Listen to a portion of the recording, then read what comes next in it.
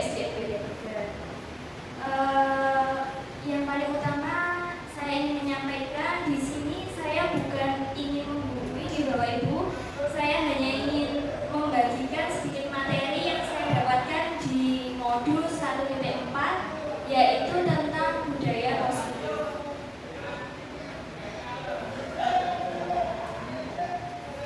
Kemudian saya ingin memperkenalkan diri. Nama saya Sarila Vita Ayu Kasyanto Putri. Saya CGP Angkatan 11 dari SDMP 3 kelas 153B dari Kota Madiun.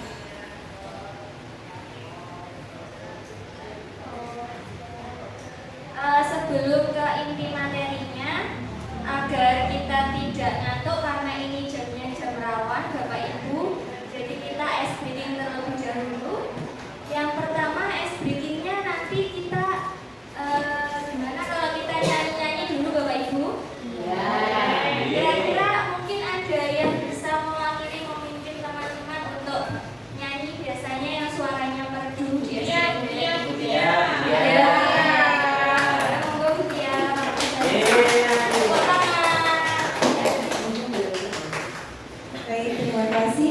Bapak Ibu bisa berdiri biar kita semangat.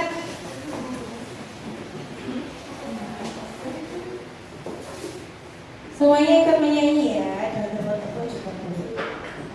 Biar kita semangat dan tidak takut.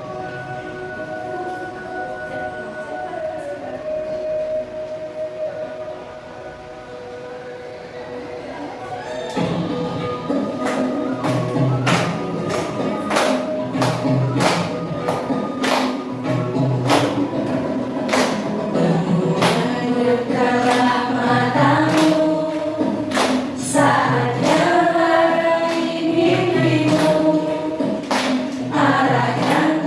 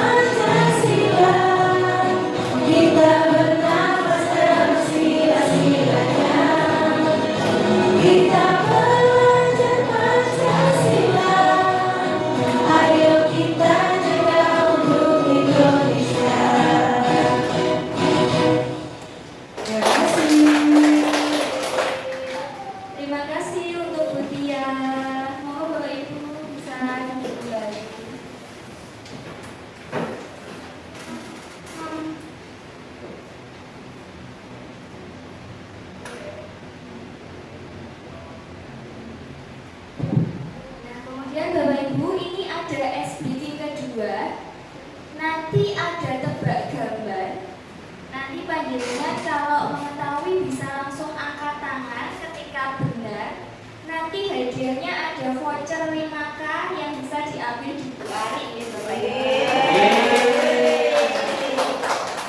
Jadi peraturannya ketika nanti saya munculkan soalnya itu ada gambar, jadi jenengan tebak kira-kira itu kota apa.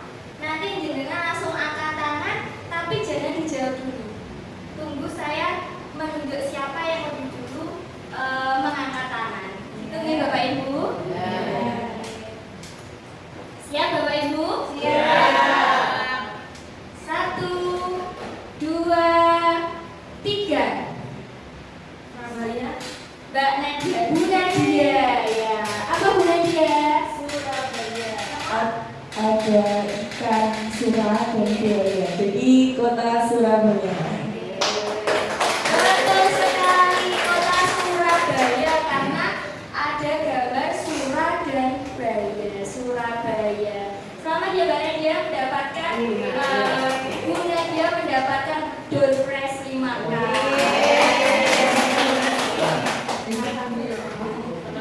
Untuk pertanyaan yang kedua, siap Bapak Ibu? Siap. 1, 2, 3. Ayo Bu Tasya mau angkat tangan. Belum tahu jawab. Bu Sakti ya, ayo Bu Sakti. Kota Madiun. Iya betul sekali Madiun. Ini ada gambar madu, U-nya diganti I jadi madi. Ditambah kota, T-nya diraih jadi Madiun. Itu ya Bapak Ibu. Oke, selamat ya Mbak Septi. Bu Septi mendapatkan door prize. Karena di sini gurunya muda-muda jadi biasa memanggil juga. Apa tuh ya Bapak Ibu? Sudah siap ke pertanyaan yang ketiga? 1, 2, 3. Ayo siapa Bu, Bapak, ayo Bapak. Ya Bu Feni dari Bandar, ayo. Oh iya, apa Bu? Apa Bu? Oke, betul.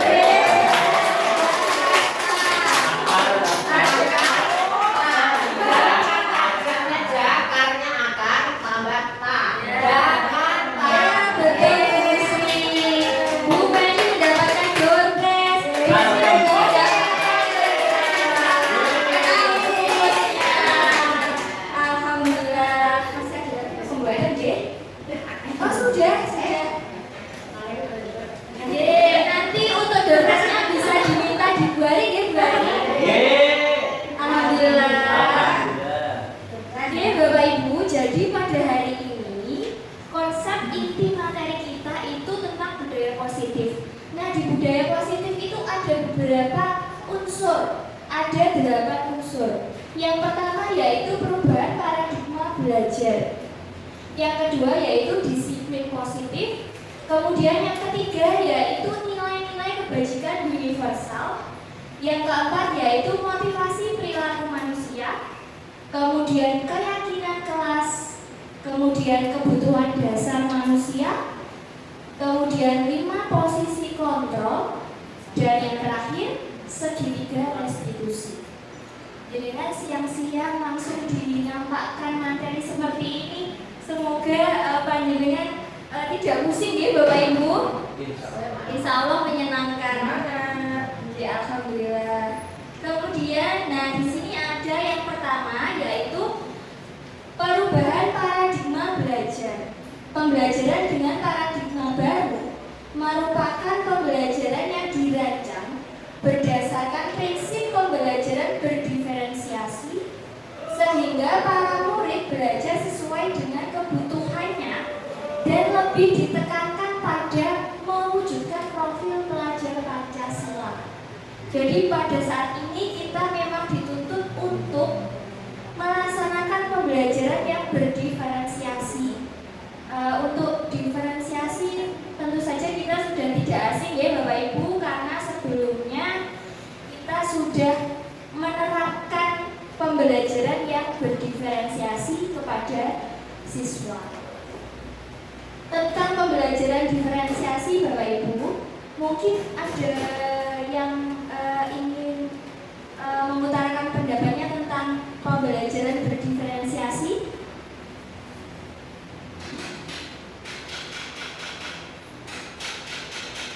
Pembelajaran berdiferensiasi itu yang biasanya kita lakukan Bapak Ibu. Jadi dalam pembelajaran kita memfasilitasi gaya belajar siswa. Biasanya kita menggunakan video pembelajaran atau menggunakan gambar, poster, dan juga buku bacaan.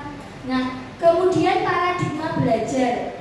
Paradigma belajar yang zaman dahulu kita lebih sering menggunakan teacher center atau pembelajaran bersenter kepada guru. Guru di depan berceramah, murid-murid di belakang mendengarkan. Nah, pada paradigma belajar yang baru ini kita dituntut untuk student center atau pembelajaran berpusat kepada murid.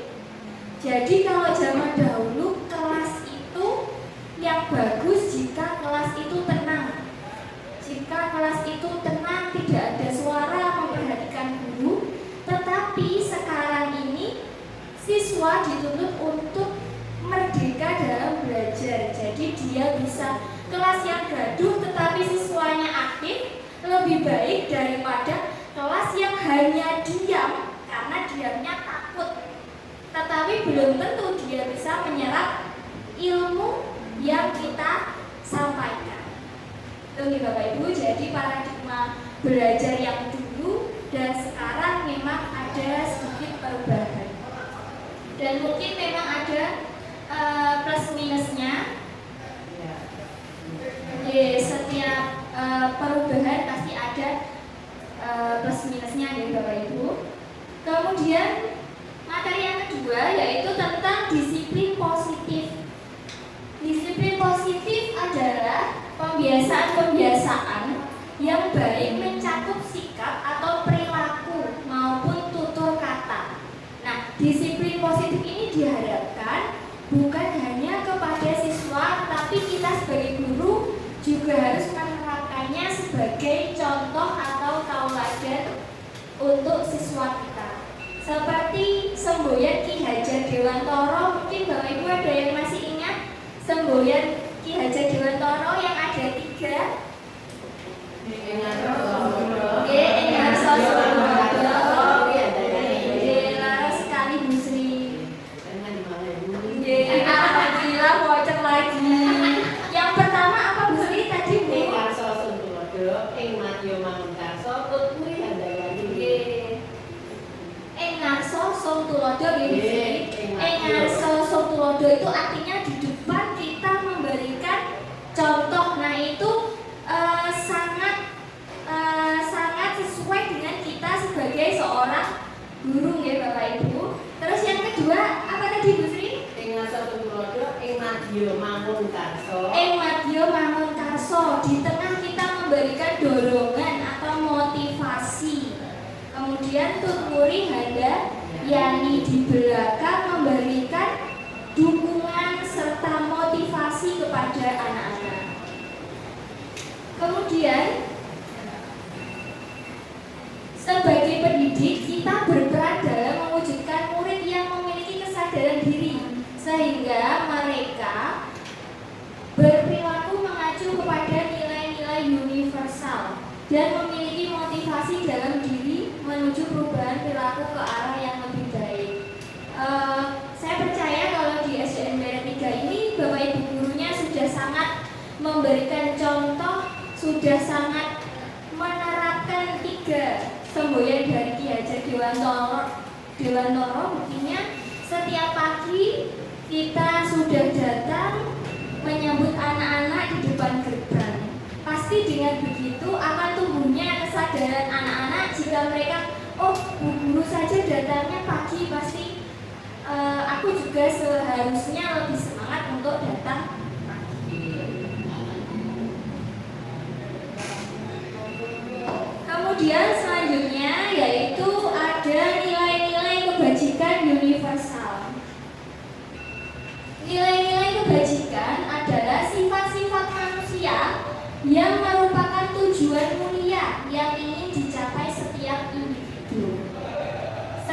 perilaku atau perbuatan memiliki tujuan menurut Dr. William Glaser tentang teori kontrol. Kemudian seorang yang memiliki disiplin diri berarti mereka bisa bertanggung jawab terhadap apa yang dilakukannya karena mereka mendasarkan tindakan mereka pada nilai-nilai kebajikan universal.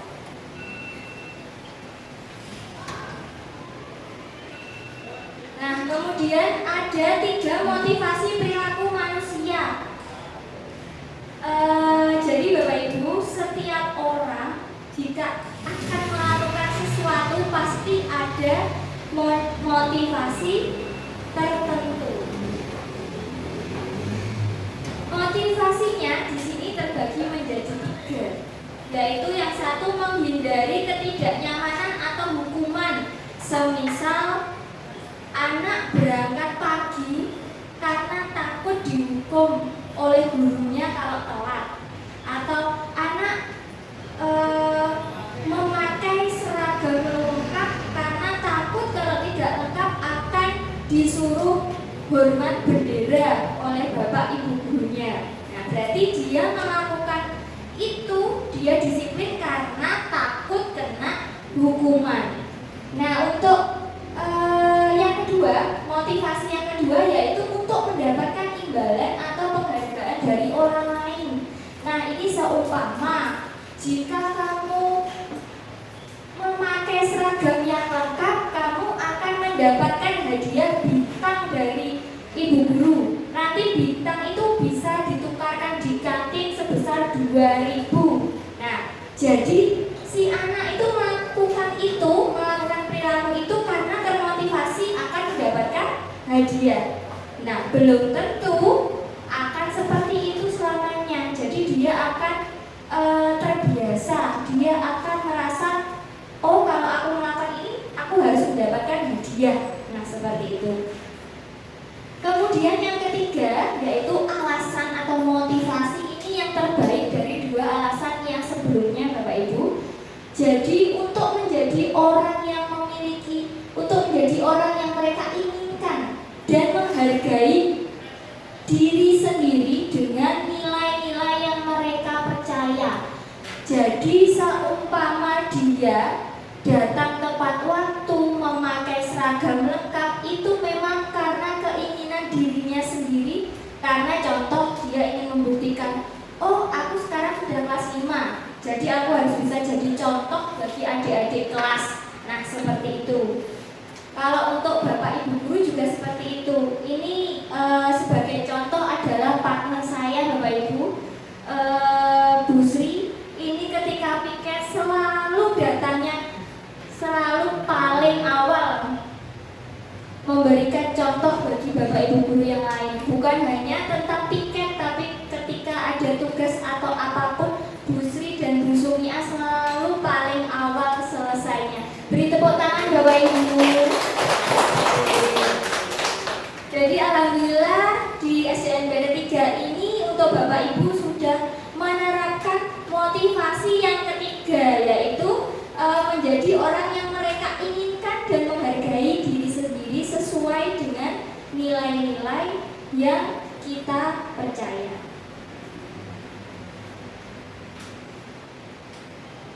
Nah, kemudian ini ada kasus ya Bapak Ibu, nanti kita pecahkan bersama-sama.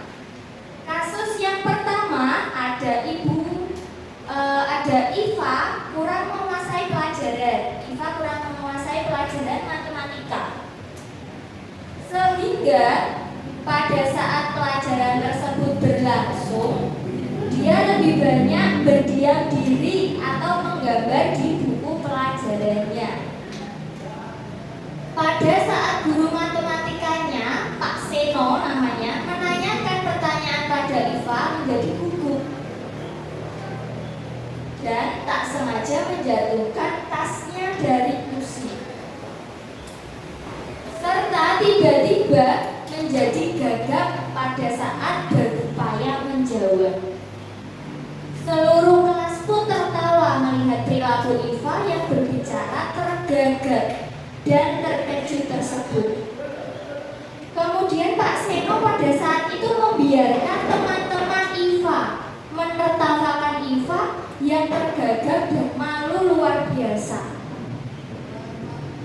malahan meminta Iva untuk maju ke depan kelas dan berdiri di depan kelas sambil menunjuk hidungnya karena tidak bisa menjawab pertanyaan Pak Seno. Kelas semakin gaduh dan anak-anak pun tertawa melihat Iva di depan kelas memegang hidungnya.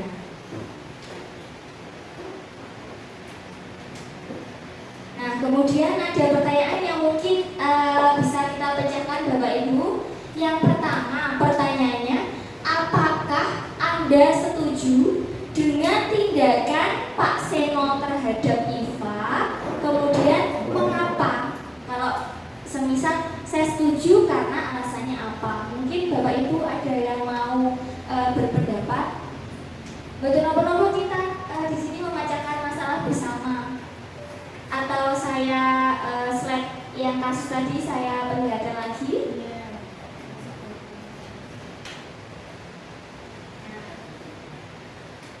Jadi kasusnya di sini Iva kurang menguasai pelajaran matematika, tapi dia malah menggambar. Kemudian ketika ditunjuk dia tergagap karena belum tahu tentang pelajarannya. Kemudian seluruh kelas menertawakannya dan Pak Seno malah menyuruhnya ke depan kelas dan memegang ujung hidungnya. Bapak Ibu mungkin ada yang mau berpendapat dengan suara merdunya. Monggo, Bu Tia atau Pak Rohman atau Bu Tia? Oh ya, monggo Bu Tia.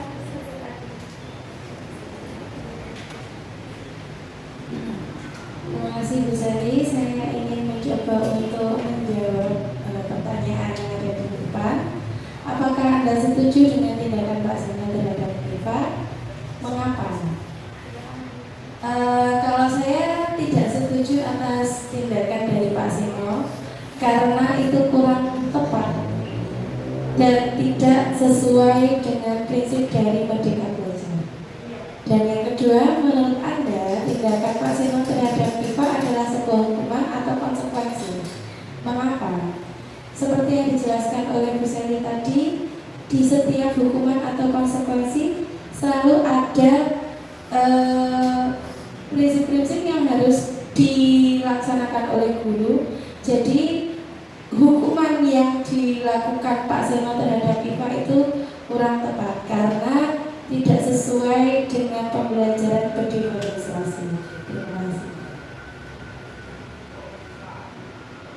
Terima kasih Bu Tia. Ini tadi sebenarnya menjawab satu pertanyaan saja cukup, tapi karena Bu Tia memang sudah handal ya, langsung dijawab dua-duanya. Tepuk tangan Bapak Ibu untuk Bu Tia. Jadi untuk pertanyaan yang pertama tadi, apakah Anda setuju dengan tindakan Pak Seno? Tentu saja kita tidak setuju ya Bapak Ibu.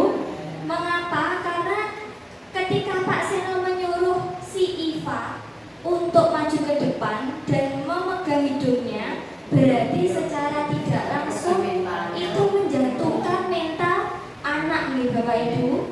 Nah, seharusnya kita tidak boleh seperti itu. Kemudian yang kedua, menurut Anda tindakan Pak Seno terhadap Iva adalah sebuah hukuman atau konsekuensi? Nah, mengapa? Kalau hukuman Bapak Ibu, hukuman itu lebih cenderung ke hukuman yang menggunakan fisik. Contoh, berdiri di depan kelas memegang hidung, hormat bendera, atau berjongkok atau lari, itu termasuk hukuman. Sedangkan konsekuensi itu adalah sesuatu yang harus dia lakukan agar dia bertanggung jawab atas tindakannya. Perbedaannya lagi Bapak Ibu, kalau hukuman itu guru langsung, ayo kamu lari, ayo kamu hormat bendera. Tapi kalau konsekuensi itu sebelumnya kita sudah membuat kesepakatan kelas, ya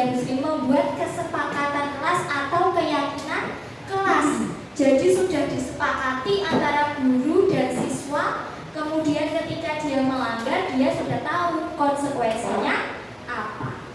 Begitu. Mungkin sampai sini ada Bapak Ibu yang ingin bertanya atau ada masukan? Sudah? Sangat-sangat paham. Terima kasih. Nah, di sini ada dihukum dengan penghargaan. Nah, tadi sudah kita singgung sedikit ya Bapak Ibu.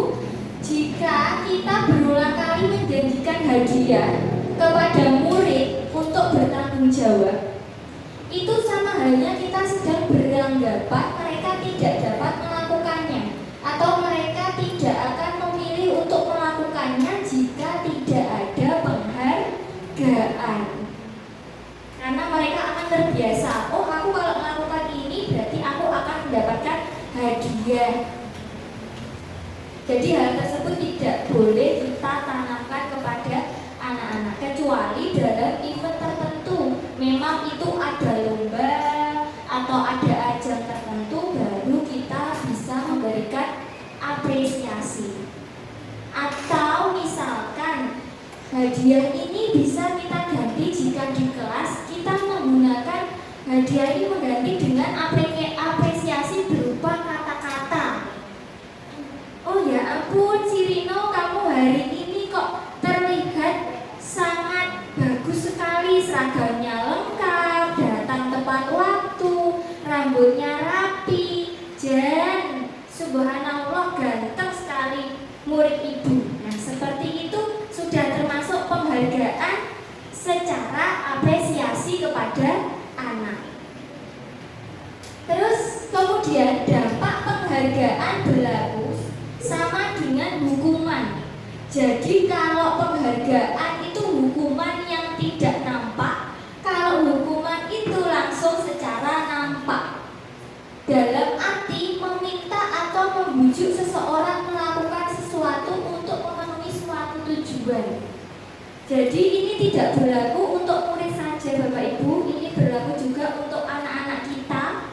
Jadi jangan dibiasakan kita selalu memberikan sesuatu yang ia inginkan. Ya kalau masih kecil mintanya motor-motoran, nanti kalau sudah sedikit besar nanti mintanya motor beneran. Terus nanti mintanya mobil beneran. Ya alhamdulillah kalau ada rezeki pasti akan diberikan nih Bapak Ibu. Kemudian yang ketiga yaitu amin. Yang ketiga yaitu dorongan eksternal. Dengan adanya penghargaan akan menjadi faktor ketergantungan dan akan berdampak pada murid, yaitu menurunkan kualitas, menurunkan kreativitas, dan mengurangi motivasi intrinsik. Jadi motivasi untuk dirinya sendiri dari dalam diri itu menjadi semakin terkikis karena dia tadi sudah ditutupi karena aku kalau nanti bisa seperti ini akan mendapatkan hadiah. Itu ya Bapak Ibu.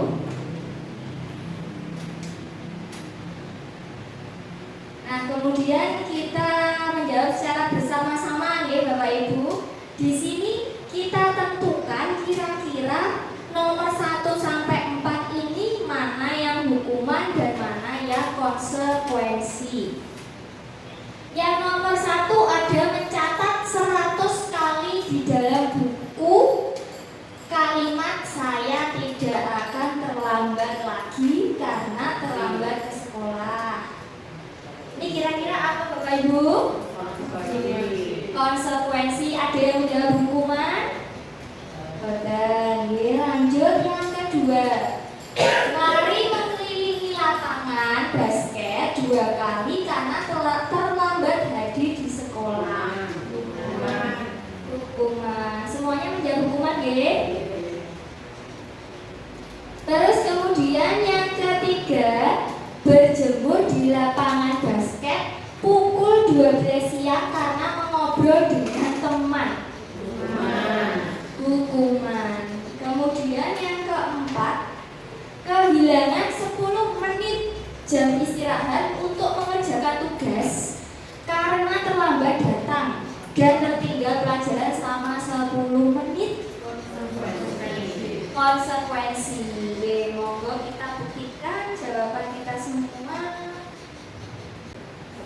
Baik Bapak Ibu, kita lanjutkan. Tadi sudah kita bahas tentang kita memilih mana yang hukuman, mana yang konsekuensi. Nah, yang pertama yaitu mencatat 100 kali di dalam buku kalimat saya tidak akan terlambat lagi karena terlambat ke sekolah. Ini merupakan konsekuensi.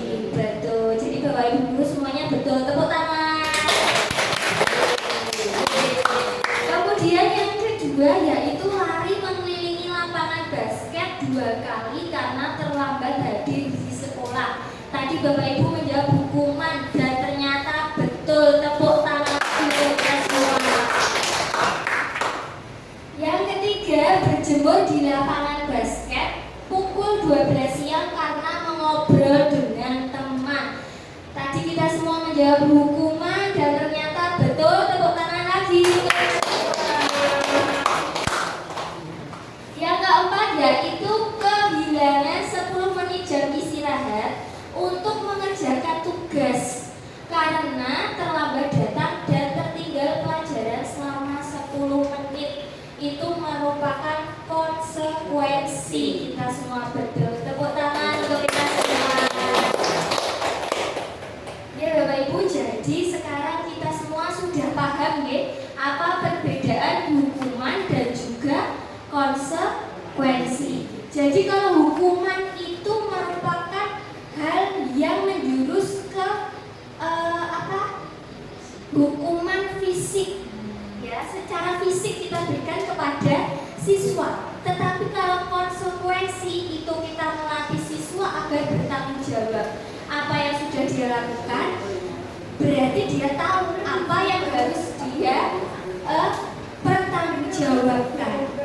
Konsekuensi ini ada hubungannya dengan keyakinan kelas yang sudah kita buat sebelumnya.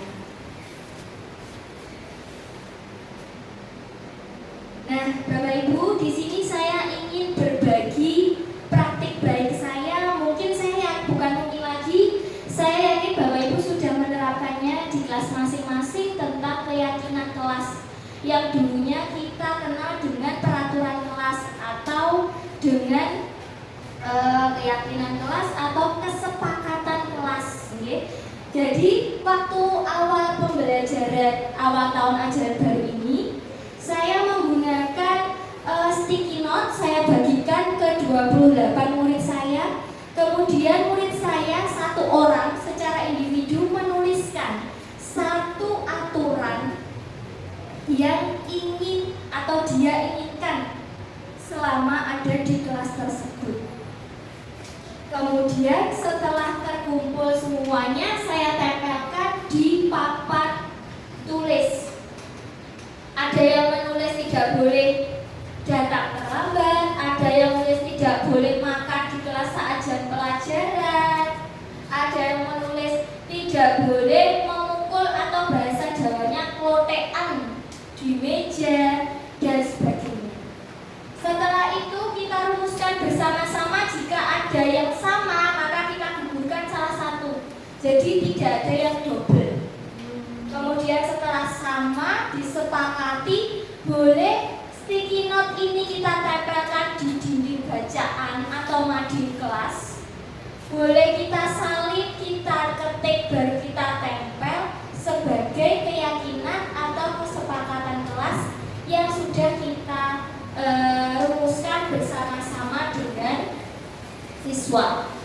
Jadi di sini kita melatih siswa untuk merumuskan peraturan yang dia juga buat sendiri, dia juga harus bertanggung jawab melaksanakannya, dan dia juga tentunya tahu konsekuensi apa yang akan dia lakukan jika melanggarnya. Begitu ya Bapak Ibu. Kemudian ini ada, menurut panjenengan kira-kira keyakinan kelas dan peraturan kelas itu sama atau tidak Bapak Ibu? Tidak, berarti ini salah ya. Ini ada keyakinan kelas dan peraturan kelas adalah hal yang sama. Berarti salah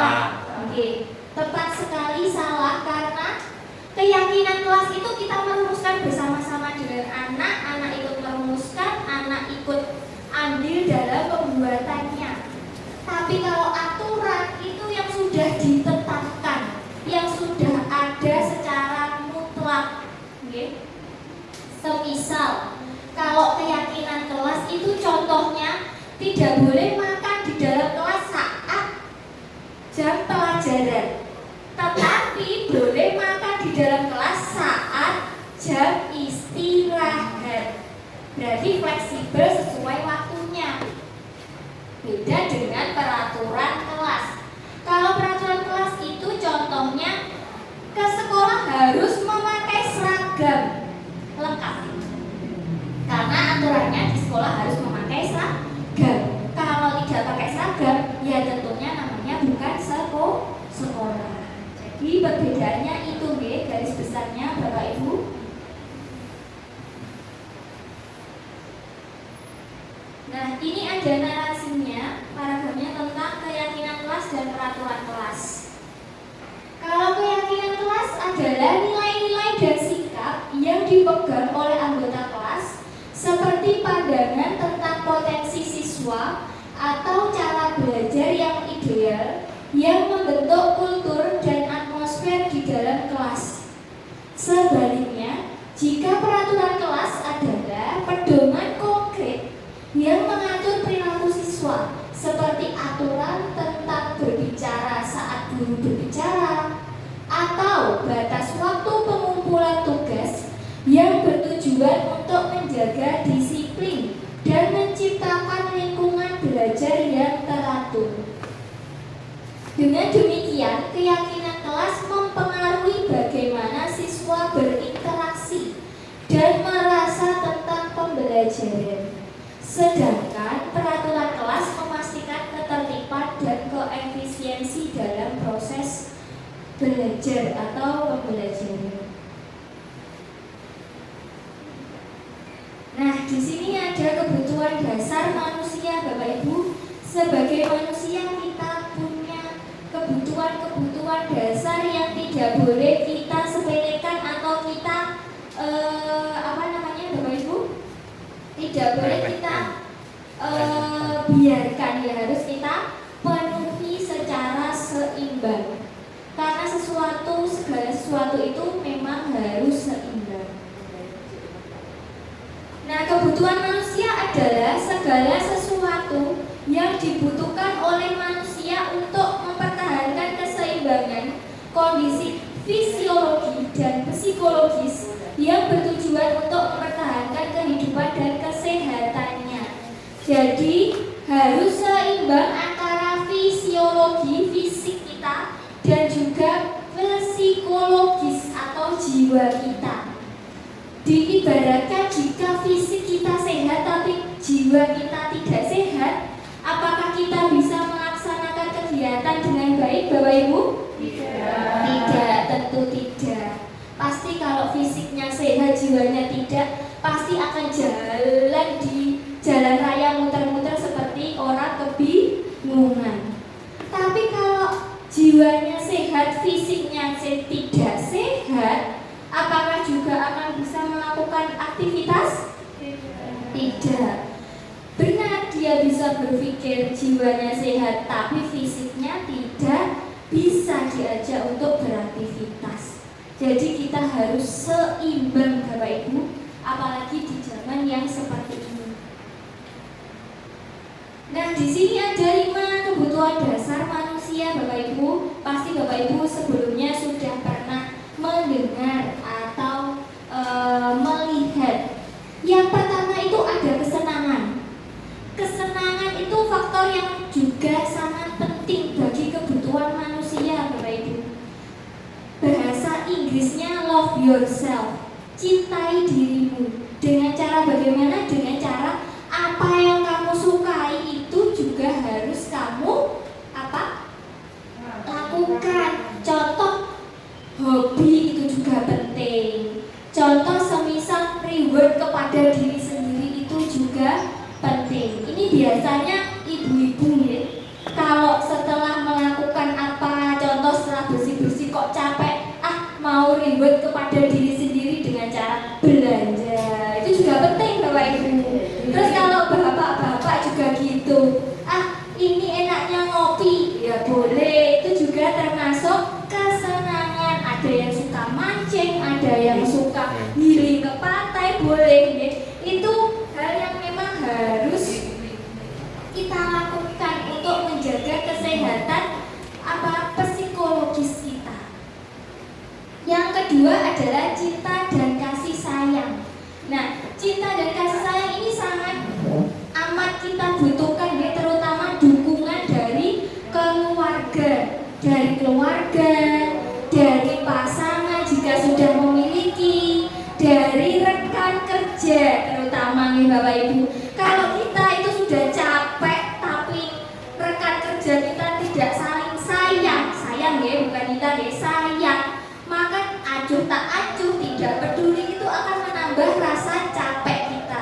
Tetapi kalau saling sayang, saling peduli, saling mendukung, kerjaan seberat apapun pasti akan terasa ringan.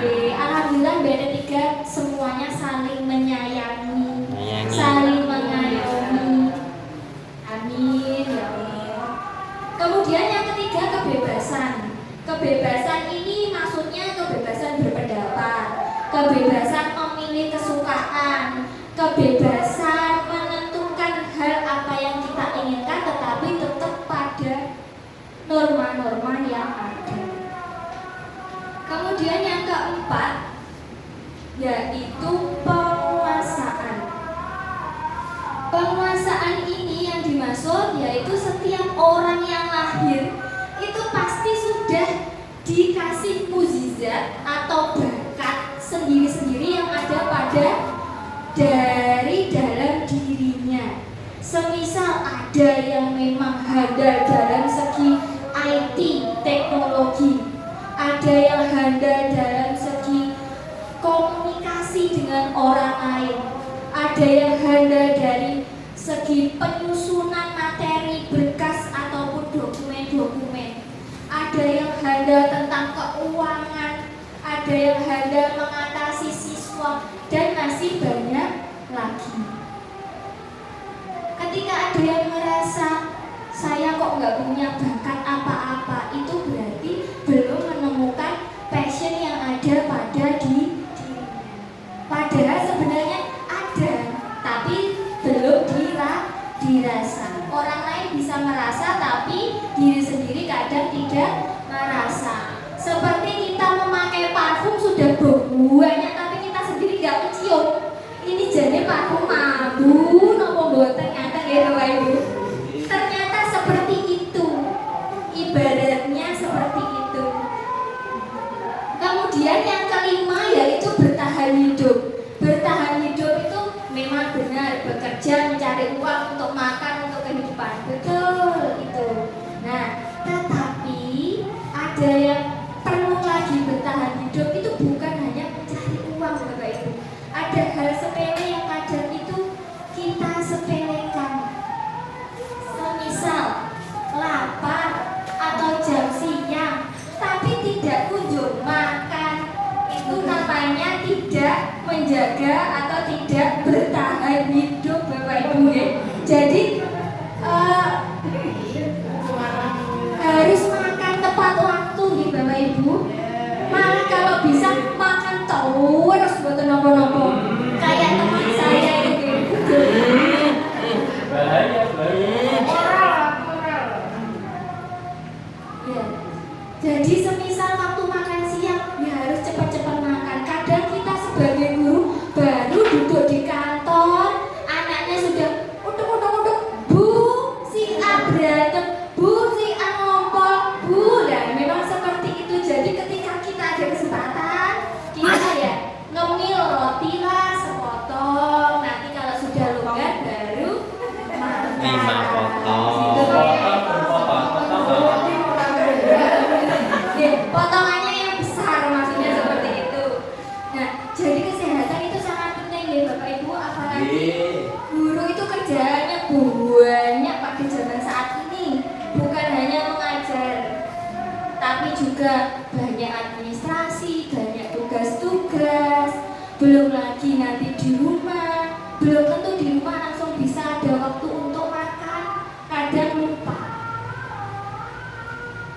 Jadi kesehatan itu perlu untuk bertahan hidup. Mencari uang itu perlu, tapi kesehatan nomor 1. J.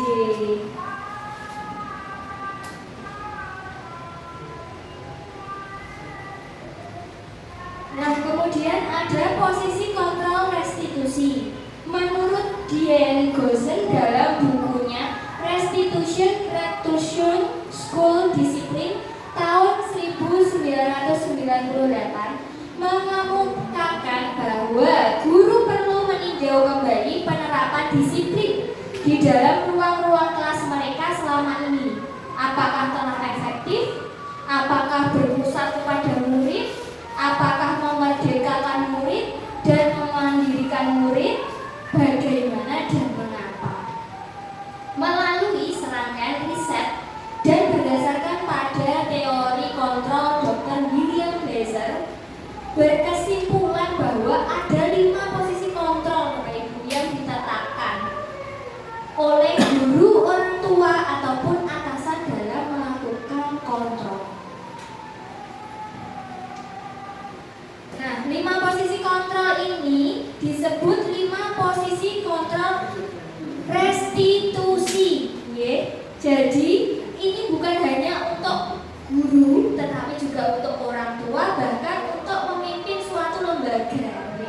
Jadi ada yang posisinya sebagai penghukum, ada yang sebagai pembuat rasa bersalah, ada yang sebagai teman, ada yang sebagai pemantau, ada yang sebagai manajer.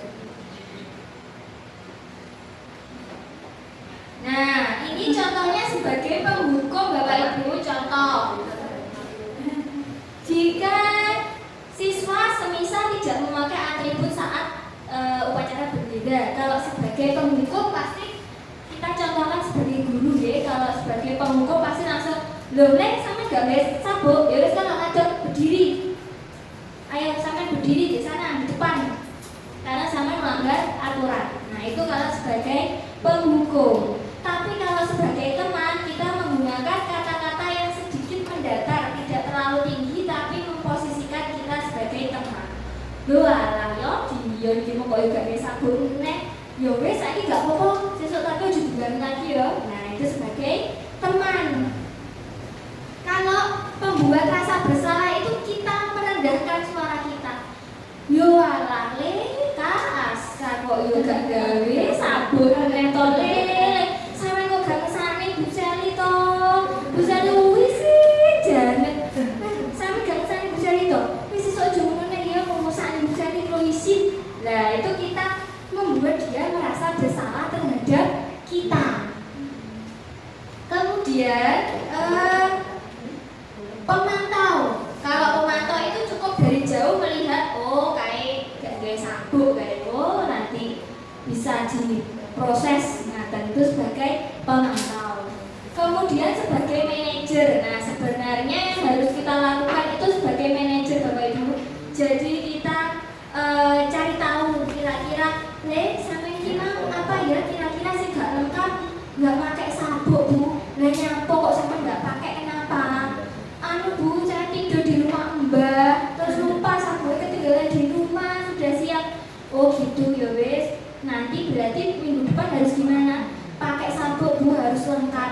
Ya wes, berarti itu kesepakatan kita ya. Sampai yakin bisa menaatinya? Bisa Bu, sepakat Bu. Nah, jadi kita membuat kesepakatan dengan anak. Jadi dia juga akan berjanji pada dirinya sendiri. Kita cuma memanajeri. Istilahnya kita kayak manajer artis, ngaten niku lho Bapak Ibu. Kita cuma memberikan jalan pada anak-anak agar dia bisa berpikir kritis. Nah, kemudian ada segitiga restitusi Bapak Ibu. Mungkin panjenengan sudah sering mendengarkan, bentuknya seperti ini, sama kayak segitiga pada umumnya. Yang pertama ada menstabilkan identitas. Ini maksudnya contoh ketika ada permasalahan di kelas, ada si Anggun bertengkar dengan si Rio. Si Anggun teriak-teriak memukul tangannya Rio. Nah, sebagai langsung menjudge bahwa Anggun salah atau Rio salah. Tidak, tapi semisal kita bertanya kepada Anggun untuk menstabilkan identitas. Bu, tadi Bu Sari dengar kamu katanya berantem toh. Kenapa? Ya Bu, berantem sama Rio. Kenapa? Rio mencontek toh terus Bu, saya capek mengerjakan, enak Rio cuma nyontek toh terus ya Bu. Nah, itu kita menstabilkan identitas dengan cara memposisikan diri kita sebagai Anggun. Oh iya, apa Dok? Kalau Bu Sari di posisi Anggun, pasti Bu Sari juga marah. Capek mengerjakan, Rio tinggal mencontek. Kemudian validasi tindakan yang salah. Kita tanya ke Anggun, terus pas kamu marah, kamu ngapain Rio? Saya teriak-teriak sambil mukul Rio Bu. Nah, terus kita tanya, kira-kira tindakan Anggun tadi salah apa benar Tondo? Salah Bu. Nah, dari situ bentuk validasi tindakan yang salah yang kita lakukan kepada Anggun. Terus kemudian kita menanyakan keyakinan kelas atau kesepakatan kelas. Kalau kamu tadi memukul, berarti kamu tadi tidak menerapkan keyakinan kelas apa kira-kira Dok? Tidak menghargai teman, Bu, menyakiti teman. Iya betul, berarti lain kali harus gimana? Lain kali harus matur ke Bu Seli, tidak boleh langsung dengan kekerasan. Terus kemudian berbaikan dengan Rio. Gitu. Jadi ada tahapan segitiga restitusi Bapak Ibu yang harus kita terapkan agar kita dapat bagaimana ya? Agar kita dapat mengcover masalah anak. Karena anak itu emosinya masih terbilang labil, gitu. Tantrum, bahasa kekiniannya tantrum. Sekarang ibu-ibu aja sering tantrum, apalagi anak-anak gitu. Jadi kita harus menstabilkan dulu emosi anak, baru kita masuk ke intinya tindakan dia salah, baru kita kasih solusinya. Ibaratnya perlahan-lahan tapi pasti. Nah, ini ada pembahasannya ya, tapi sudah saya jelaskan tadi. Kita lanjut saja ya Bapak Ibu, sudah saya jelaskan tadi tentang menstabilkan identitas. Kita memposisikan sebagai siswa, kemudian validasi tindakan yang salah, kita menyimpulkan tindakannya dia salah atau benar, dia juga menyimpulkan. Kemudian menanyakan keyakinan yang sudah kita sepakati bersama. Nah, kemudian yang terakhir ini ada refleksi Bapak Ibu. Ini saya mohon suara dunia dari Bapak Ibu. Ini tidak ada benar salah, semuanya kita di sini belajar ya Bapak Ibu. Ada 3 refleksi untuk kegiatan kita pada hari ini. Yang pertama, hal baik apa yang sudah saya lakukan hari ini? Jadi boleh yang sudah saya lakukan hari ini materi atau apapun itu boleh. Kita yang mau mengeluarkan suara merdunya. Oh iya, Bu Najia. Monggo Bu Najia. Ya, terima kasih Bu Sari atas ilmu yang disampaikan tadi. Kita tadi mendapatkan ilmu yang sangat banyak, mulai dari punishment dan reward itu bagaimana. Hal baik yang sudah saya lakukan hari ini adalah saya mendapatkan ilmu baru dari Bu Sari mengenai punishment dan reward. Ternyata punishment atau reward yang selama ini kita terapkan untuk peserta didik tidak selamanya baik. Reward juga demikian, ternyata itu bukan pilihan apresiasi untuk siswa seperti itu. Terima kasih Bu Sari. Terima kasih Bu Nadia. Tepuk tangan untuk Bu Nadia Bapak Ibu. Ya, betul sekali Bapak Ibu. Jadi hukuman itu tidak selamanya baik. Kadang akan terkenang di memori anak. Dia kadang malah anak akan timbul dendam kepada gurunya. Oh kalau Pak Kelo kan hukum aku sampai aku mabut ya. Ada seperti itu. Jangan sampai ya Bapak Ibu. Terus pertanyaan yang kedua, hal apa yang bisa saya tingkatkan ke depannya? Mungkin ada yang mau mengutarakan pendapatnya. Oh gitu ya, monggo. kasih Bu Sari atas kesempatannya. Sesuai dengan apa yang sudah dijelaskan tadi, bahwa kita sebagai guru yaitu sebagai manajemen kontrol di kelas. Jadi kita harus membuat kesepakatan atau keyakinan kelas baik dari guru dan juga dengan siswanya untuk mendapatkan apa yang harus kita lakukan dan konsekuensi apa yang kita dapatkan apabila kita melanggar, dan itu sudah disepakati oleh seluruh warga kelas. Terima kasih. Terima kasih Bu Tia. Sangat mencakup ya Bu Tia. Benar, kita sebagai guru, posisi kontrol kita yang utama yaitu sebagai manajer. Memanajer apa keyakinan kelas yang sudah kita sepakati bersama-sama. Kemudian ada pertanyaan yang ketiga, refleksi ketiga yang terakhir. Hal apa yang saya pelajari hari ini? Mungkin ada Bapak atau Ibu yang berkenan menjawab. Wika. Monggo Wika. Terima kasih Bu Sari. Yang kita pelajari hari ini sebenarnya sangat banyak sekali ya Bu. Jadi pengetahuan baru saya sebagai seorang guru kepada siswa dan sebagai guru kepada rekan kerja. Dan ada beberapa hal yang menurut saya hal baru yang saya ketahui, yaitu yang pertama tentang perbedaan antara hukuman dan juga konsekuensi ini ternyata itu sangat berbeda jauh ya. Dan yang kedua yaitu tentang kebutuhan dasar manusia dan posisi kontrol restitusi.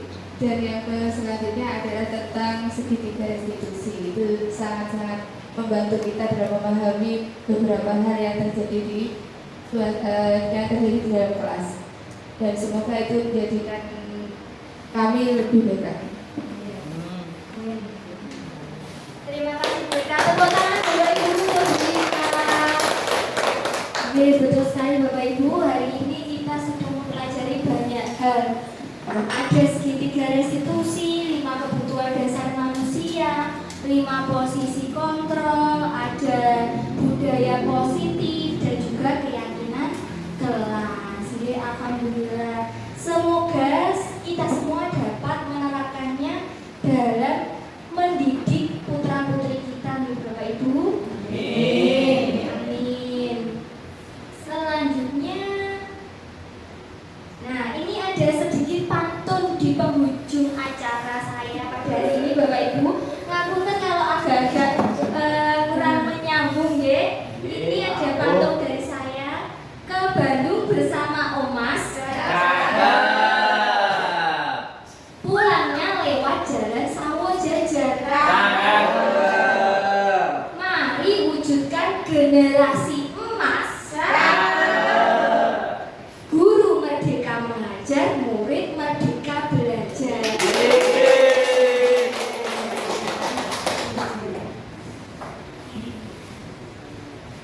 Terima kasih Bapak Ibu. Tak terasa kita sudah di penghujung acara diseminasi pada hari ini.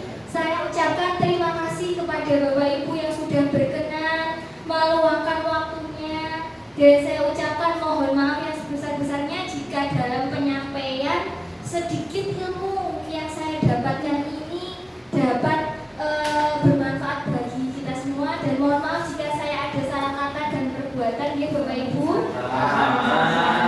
Di sini sekali lagi saya tidak bermaksud untuk menggurui, tapi saya hanya ingin berbagi sedikit materi yang saya dapatkan pada modul 1.4 tentang budaya positif pada program guru penggerak angkatan 11 ini. Saya